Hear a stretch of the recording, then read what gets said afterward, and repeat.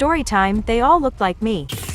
When I was in high school, I had this really good friend named Amber. I would always spend time at her house, and she would always come over to my house. Then in the beginning of our junior year, everything started to get really weird. Amber's mom started being really mean to me, and I had no idea why or what I did. On the other hand, Amber's dad was really nice to me, kind of too nice, and it made me feel gross. He would always ask for hugs, and one time, he bought me a bracelet for no reason at all. Everything was all weird and made me super uncomfortable, so I decided to just stay away from Amber's house. By the middle of our junior year, Amber's parents were divorced, and her mom moved out. I thought that meant I could go to her house again, hoping it would be less weird. I couldn't have been more wrong, and it almost cost me everything. The first time I went, Amber's dad kept telling me how much he missed me, and he hugged me over and over again. I was still feeling major-eyed, but I missed hanging out with Amber, so when she asked, I agreed to spend the night. The next morning, when I was packing my things up, I noticed some of my dirty personal stuff was missing. Yeah, it's exactly what you're thinking. I thought the worst right away, but I didn't want to believe it, so I pushed it out of my mind. About a week later, I got a text from Amber saying she wanted me to come over and hang out. When I got to her house, her dad opened the door. I knew it was weird because Amber would always meet me outside since like middle school. I almost went inside, but my phone went off, and what I saw when I looked at the screen made my blood run cold. It was Amber asking me what I was doing that night. When I looked up from my phone, Amber's dad had this look in his eyes that scared the shite out of me. Something inside was screaming for me to run, but I knew not to turn my back to him. I backed away,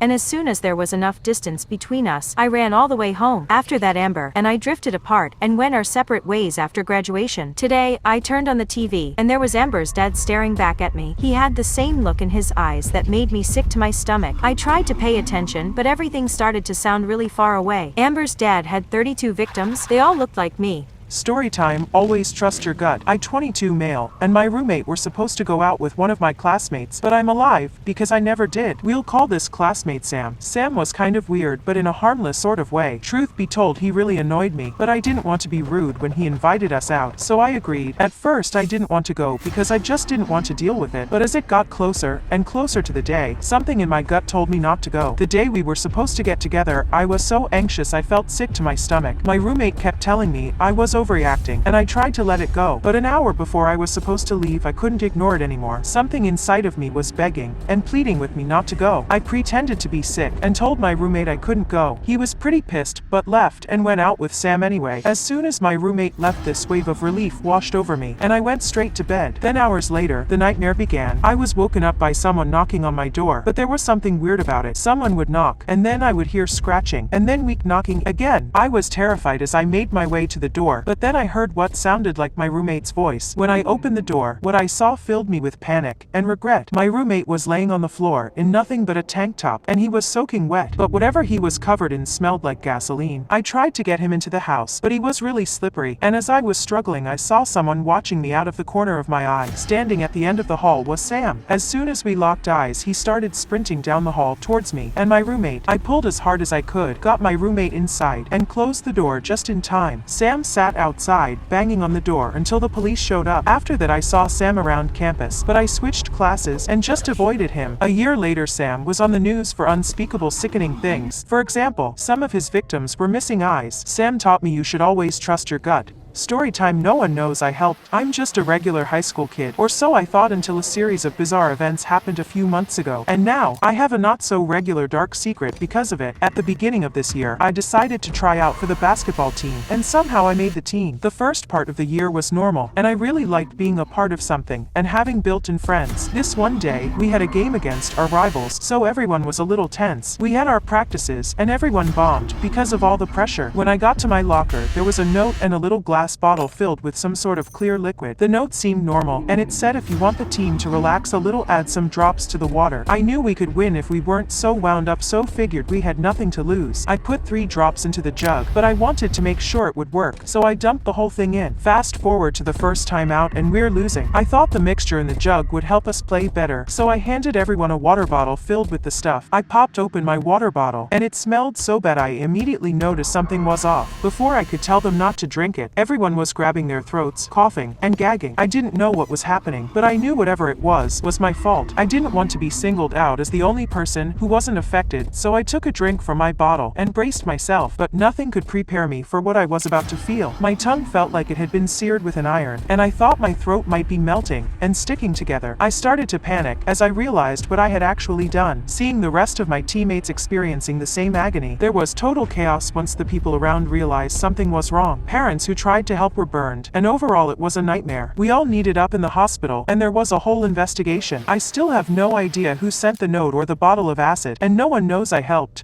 Storytime. I just tell myself I don't hear it. This story still haunts me, and I often question my own sanity after babysitting that night. It's been years, but I can't forget what happened, even though I desperately want to convince myself that it never did. I was a college student, always looking for ways to earn some extra cash, so when my neighbors asked if I could babysit while they took their youngest child to the emergency room, I agreed. I had never babysat for them before, but I never expected anything out of the ordinary. When I got to the house, they were in a rush to leave since their son had a really high fever. They didn't explain much of anything, just gave me their phone numbers and left. It was pretty late, so I just assumed whoever I was babysitting was in bed. I figured I could get some studying done, so put my headphones in and tried to focus. But a couple minutes after going over my notes, I thought I could hear the song that plays when you turn the handle of a Jack in the Box. As soon as I took my headphones out, I couldn't hear it anymore. I thought maybe it was coming from the song I was listening to, but I left one headphone out and I couldn't hear it. I figured it was nothing and went back to listening to my music, and there it was again. I strained my ears, and I was absolutely positive that I was hearing a Jack in the Box, but as soon as I took my headphones out I couldn't hear anything anymore. I went up and checked in the room where the kid was sleeping, but he was in bed, and everything was quiet. As I was walking back down the stairs, I could hear it again, that creepy Jack in the Box tune threatening me with a surprise when the music stopped, but it was coming from downstairs in the room I was just in. I thought maybe there was another kid running around that I didn't know about, so I rushed in the living room. As soon as I did, the music just stopped. At that point, I was freaking out a bit because the song was almost over, and I really didn't want to know what would happen. I stood there holding my breath, and it started again, but this time it was slower. I could feel my heart pounding in my chest, and just as the song finished, every light, TV, and radio turned on all at once. I ran upstairs to the room, but when I got there, I couldn't believe what I was seeing. The little boy was sitting straight up in bed and laughing. I didn't know what else to do, so I closed the door and ran back to the living room. When my neighbors got home, I ran out of the house and never looked back. I want to believe that whatever happened in that house stayed there when I left, but sometimes when I'm daydreaming or in the shower, I can hear the music from the Jack in the Box. I just tell myself I don't hear it. Storytime. My hug killed her. This happened a couple of years ago, but it's still the worst thing that's ever happened to me. When I was 17, a group of us got our driver's licenses at around the same time. My best friend at the time, Ava, was the only one of us who actually had a car, so we would all pile in. This one night, we all lied and said we were going to midnight bowling. What we actually did was make a choice that still puts a lump in my throat 6 years later. There were 8 of us in Ava's car that could only fit 5. We wanted to drive up to a nearby ravine and just hang out, but the night would end in absolute horror and tragedy. Everything started out fine, and we were driving up to the spot we wanted to park. Then out of nowhere, someone laying on the floor started screaming and trying to get up. The entire car broke into chaos, and before I knew it, we were going over the side of the ravine. I thought for sure we were all going to die, but the unthinkable happened. All 8 of us were able to get out of the car, climb up the ravine, and get back to the road. We thought it was a miracle until I saw Ava. Something about her seemed off, so I immediately ran over to her and began asking if she was okay. I was still really worried, but she was answering my questions and seemed fine, so I tried to relax. Without even thinking about it, I hugged and squeezed her tight. Ava stopped talking mid-sentence and immediately went limp in my arms. I thought she was playing a cruel prank, but she wouldn't move. When the paramedics arrived, they pronounced her dead at the scene. We learned later that Ava had severed her spine in the accident. It somehow remained in one piece up until my hug killed her.